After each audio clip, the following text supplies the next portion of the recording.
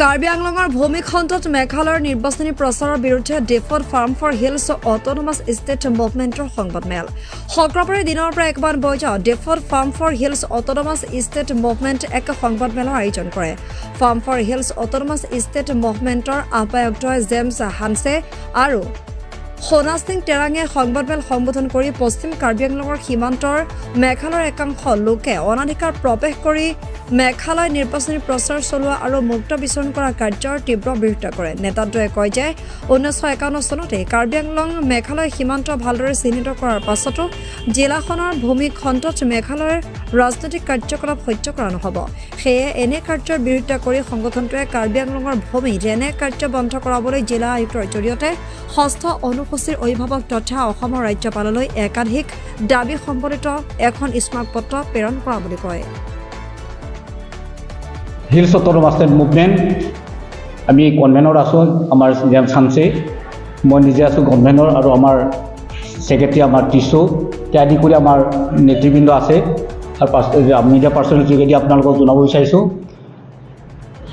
আমি অতঃপূৰ্বতে আমি district commissioner থ্ৰুৱেদি Assam গভৰ্ণৰলৈ আমি মেম'ৰাণ্ডাম আমি অৰ্পণ কৰিছোঁ।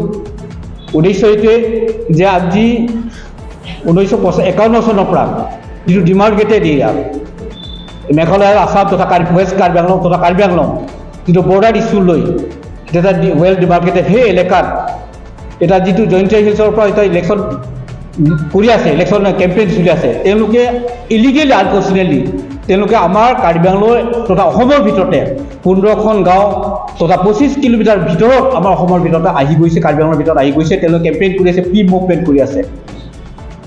কিন্তু এইটো ইলিগেল আনকনষ্টিটিউচনেল আমি ক'ব বিচাৰোঁ, যিহেতু জিঅ'গ্ৰাফিকেল এটা ৱেল ডিমাৰ্কেটেড আছে। এইটো এইকাৰণে আমি অথৰিটিক তথা যিহেতুকে governor six schedule autonomous council guardian তেখেতৰ ফালৰ পৰা ইনিচিয়েটিভ লৈ ষ্টেপ লৈ মেলি যে সেই চিটুৱেশ্যনটো যাতে কণ্ট্ৰল কৰে, যাতে তেওঁলোকে যাতে এনেধৰণৰ কেম্পেইন নকৰে বা ইলেকশ্যনৰ কোনো কাৰ্বি আংলং তথা অসমত তেওঁলোকে প্ৰৱেশ নকৰে, কেম্পেইন নকৰে, তাৰ কাৰণে পদক্ষেপ ল'বৰ কাৰণে আমি ডিষ্ট্ৰিক্ট কমিশ্যনাৰ যোগেদি আমি আমাৰ মেম'ৰাণ্ডামখন আমি ছাবমিট কৰিছোঁ।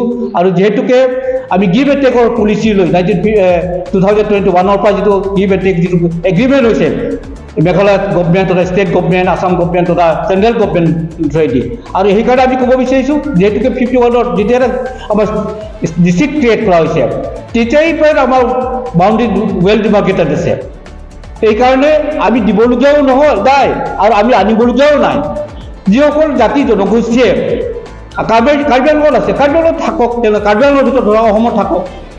বাহিৰৰ যিটো আমি মেঘালয় ষ্টেটৰ ভিতৰত যিসকল আমাৰ বিশেষকৈ কাৰ্বি জনগোষ্ঠী যদি তাত আছে, আমি ক'বলগীয়া নাই তেওঁলোকে আমাৰ কাৰ্বি আংলঙত আহক বুলি।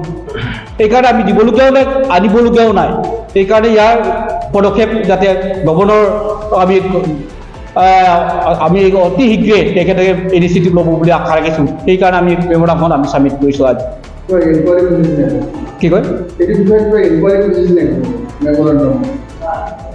এনকুৱাৰীৰ কাৰণে আমি গৈছোঁ, আমি পাৰ্টিৰ ফালৰ পৰাও গৈছোঁ। আমি 18 তাৰিখেও আমি আমাৰ CM ডক্টৰ তুলিয়াৰ মহন্ত তেখেতকো আমি দি গৈছোঁ মেম'ৰাণ্ডামখন, আৰু তাতো আমি ডেপুটি কমিশ্যনাৰক দিছোঁ West Karbi Anglong through block development Socheng block Jirikinding. আৰু এতিয়া আমি দেখা পাইছোঁ যে আমি জিৰিকিন্দিংলৈহে আমি যাব পাৰিছোঁ ডেলিগেশ্যন। আমি কেইজন আমি 10-11জন আমি গৈছোঁ, কিন্তু আমি আমাক যাব বিচৰা নাই। আমাৰ গাঁৱত যদি আমি যাব নোৱাৰে, ঘৰ যদি যাব নোৱাৰে, তেতিয়াহ'লে আমি ক'ত যাম চালে? অথচ মেঘালয়ৰ ফালৰ পৰা হিলৰ ফালৰ তেওঁলোকে প্ৰি মুভমেণ্ট চলি আছে তাত সেইটো এলেকাত। সেইকাৰণে দুখৰ কথা আমি ক'ব বিচাৰোঁ, সেইকাৰণে আমি কণ্ডেম কৰিছোঁ। কিন্তু অসম গভৰ্ণমেণ্ট তেওঁলোকে এটা চাইলেণ্ট ইনস্পেক্টৰ হিচাপে ৰৈ আছে তেওঁলোকে। সেইকাৰণে তেওঁলোকে অতি শীঘ্ৰে ক্ষেত্ৰত পদক্ষেপ ল'ব বুলি আমি আশা ৰাখিছোঁ।